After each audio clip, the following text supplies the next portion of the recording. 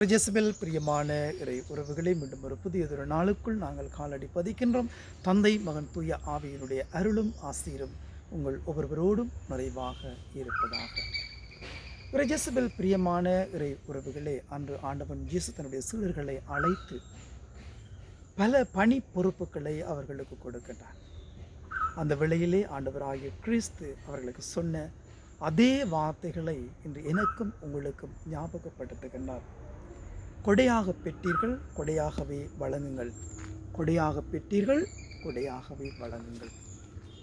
இன்று நான் ஒரு நல்ல நிலைமையிலே இருக்கின்றேன் என்று சொல்லி சொன்னால், நான் ஒரு பணி பொறுப்பிலே இருக்கின்றேன் என்று சொல்லி சொன்னால், நான் ஒரு நிறுவனத்திலே பொறுப்பாக இருக்கின்றேன் என்று சொல்லி சொன்னால், நான் பாடசாலையிலே அதிபராக ஆசிரியர்களாக இருக்கின்றேன் என்று சொல்லி சொன்னால், பல பல துறைகளிலே பல பல வேலைகளிலே நான் முதன்மை ஆனவளாக இருக்கின்றேன் என்று சொல்லி சொன்னால், அதற்கு காரணம் ஆண்டவருடைய அருள்.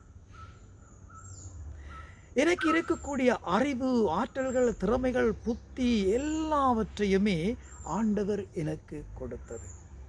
அதனால்தான் என்னுடைய வாழ்க்கையிலே நான் உயர்வு பெற்று கொண்டு போகின்றேன். உயர்ந்த நிலைக்குள் நான் அழைத்து செல்லப்படுகின்றேன்.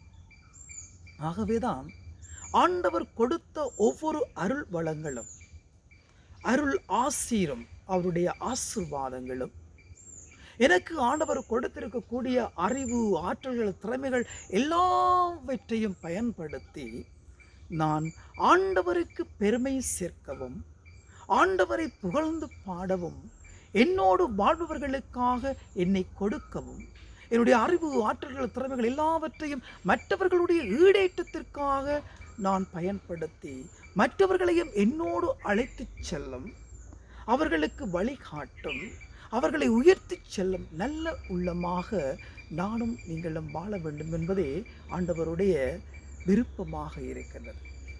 ஆண்டவர் எல்லாவற்றையுமே என்னுடைய வாழ்க்கையிலே நான் உயர்ந்து செல்வதற்கும், என்னுடைய வாழ்க்கையிலே நல்ல வாழ்க்கையை வாழுவதற்கும், மற்றவர்களோடு சேர்ந்து ஒன்றாக பயணிப்பதற்கும், மகிழ்ச்சியோடு, அமைதியோடு, ஆறுதலோடு, ஒற்றுமையோடு நான் வாழ்வதற்கு ஆண்டவர் வாழ்க்கை என்னும் கொடையை எனக்கு தந்து, அந்த வாழ்க்கை என்னும் கொடையின் மூலமாக எங்கள் ஒவ்வொருவரையும் ஆசீர்வதிக்கின்றார்.